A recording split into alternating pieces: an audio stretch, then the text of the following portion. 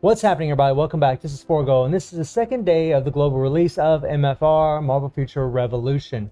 And I've been playing this game pretty much since the beginning of the soft launch, pretty much continuously. I have skipped a few days here and there, but the cool thing was that all the data that I had on the soft launch actually carried over, and I still kept. You can see I'm still at level 96, which is amazing. And I have leveled up, multiple characters. So I thought I'd give you all some of my opinions about this game, some of the things I like, some of the things I don't like, and just kind of go through a little bit of what we all think about it. Now, the first thing about this game that most people are going to notice is the graphics. It's just an absolutely beautiful game.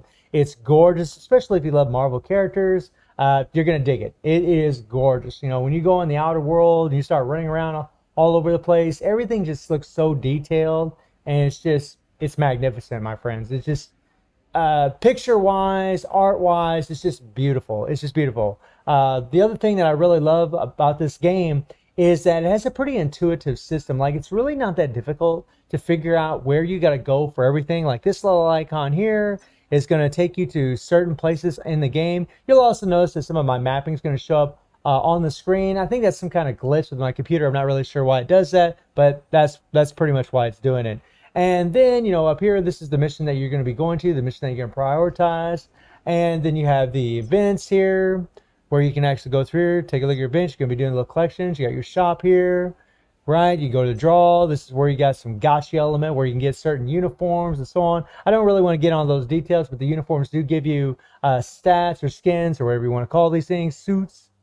Then you have your mailbox here, right? Then you have your suit itself, and this is where you can actually customize your suits. This is where you're going to be looking at your badges. And just so you all know, whenever you unequip badges, look at the loss of power that I just got there. So these things make a huge difference, and these things are what you're going to be able to farm throughout the game. You got a certain star level of your suit. The more stars, the better, my friends. And it's really simple. I mean, you can even customize your outfits to where you can change up shop. You can, make them pretty much any way you want, which is wild, right? I mean, it's pretty cool. I gotta say, it's pretty wild. And it's something that I love about the game. I love having customization. It makes the game more versatile, which is pretty nice. You have your inventory here, which, whenever you see a red dot, that means you need to collect whatever you have on here. So let's go ahead and collect this. Let's see what we get. Okay, 3-star boots. All right. And then you have this over here, which is going to take you to the main screen for a lot of where you need to go. So if you need to go to your friends, the Discord, if you want to select a different hero, you can go here. This is where you can upgrade your heroes. And this is what I mean by it's intuitive. When you go to heroes, they tell you what you need to do. Cores are going to help level up your characters. Potential, all these things are going to help level up your characters. Your cards, it's got a card system kind of similar to MFF, except your cards don't affect all of your characters at once. These cards only affect my Spider-Man. So if I switch my character, which I can go to select hero here, we'll just talk about the heroes that you can select. So, right now I got Spider-Man. He's the character that I've worked on the most. You can see my power level here. I've also started an account with Storm. We got an account here with Captain America. And you can also, you got Captain Marvel here. You have Black Widow, you have Iron Man, you have Doctor Strange, you have Star-Lord, right? All these characters that you can play with if you want to. And whenever you switch to another character, let me back up here a little bit. Whenever you switch to another character, we'll hit start. The cards are going to switch. You're going to have to use different cards for your characters, and the same with the badges and so on. So when we click on here, and then we go to the cards,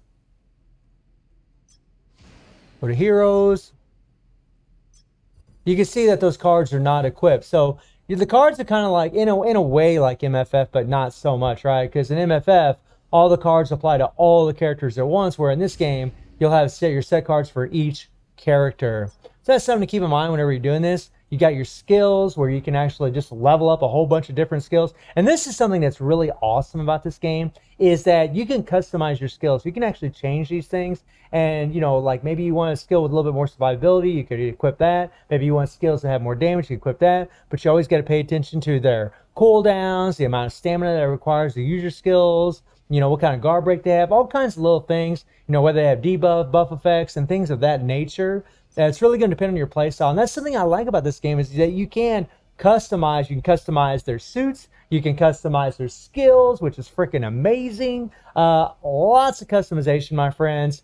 You have, you know, lots of great PvE content, like the Blitz, Most Wanted, all these things. You have PvP content, which for Captain America isn't unlocked because my squad level isn't high enough. My squad rank's only at 54, whereas with my Spider-Man, it's going to be high enough that all these are unlocked. And these are going to be PvP modes that you can actually play.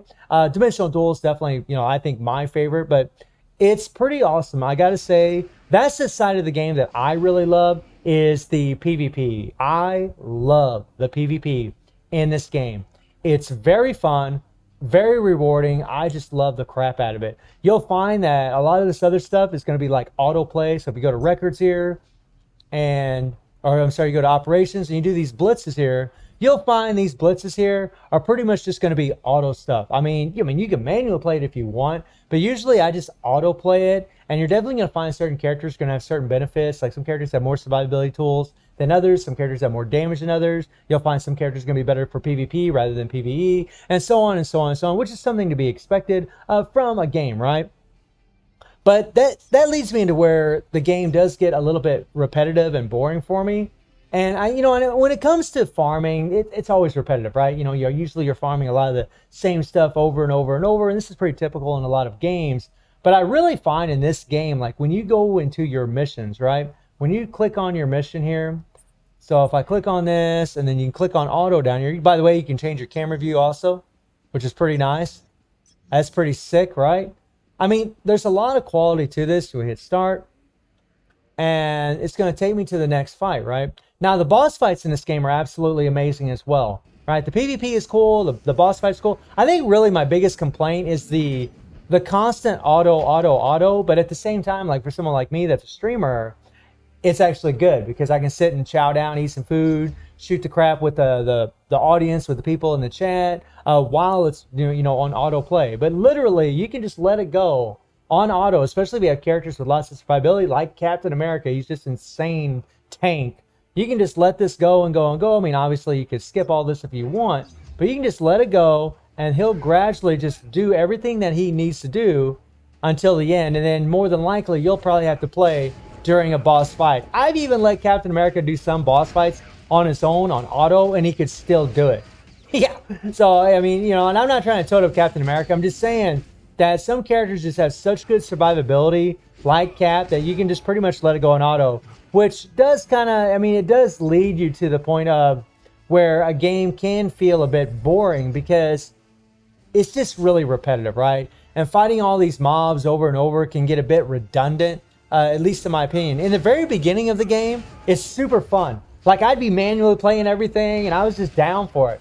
But man, after a couple weeks of it, you're just like, or maybe even earlier for some people, you just get tired of doing this side of the game. You get bored with it, and you're just like, look, and this is just me, maybe for you to be different, but I just want to play PvP, I just want to play the boss fights, and that's it. Another thing that's kind of annoying about this game is before you do your boss fights, we're just going to go ahead and go back to headquarters here.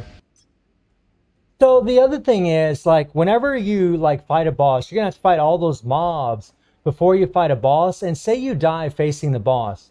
Well, then you got to fight all those mobs again, and that's something that I find very annoying about the game, especially like later down the road when you start facing more difficult bosses. It takes a long time to take one of those guys down, and it's just aggravating. You die, and then you got to go through all those mobs again and face those bosses. So that's another thing that I don't like about the game. So I just don't like the repetitive mob fighting. It's just it's a little redundant after a while because it's just I realize you can just do it on auto, but again, later down the road, that might change as well. It's just going to get more difficult as you go. So, the game is absolutely beautiful. The leveling system, the building system of the characters is amazing. The PvP is amazing. I love all of those things. The boss fights are actually amazing too. I love all those aspects of the game. But the farming, that's pretty much for about every game. But it's definitely a game that, I think isn't going to appeal to everybody because There is a lot of auto gameplay in this game, and if you're one of those players that isn't into really auto gameplay, it might not be for you, but you could give it a shot and see if you like it. I mean, all in all, I think it's a very, very beautiful game. I mean, I love it. I think it's absolutely amazing. I do play this game on an emulator, and I do use a controller whenever I play the game. And that makes it a lot more fun. Having a big monitor, honestly, I really don't want to play it on a phone at all. It's way too small. There's way too much going on the screen for a phone, at least for someone like me. But if you guys would like to see more videos about MFR, let me know down in the comments, and let me know what you'd like me to talk about. And I haven't talked about everything, every little detail. I just want to give you guys my thoughts and opinions of the game after playing it for the last couple months. And I do stream on Twitch at 9 p.m. GMT+7 time. The link will be in the description below. And I hope you enjoyed the video. Thank you for watching. Y'all take care and have a good one. See ya.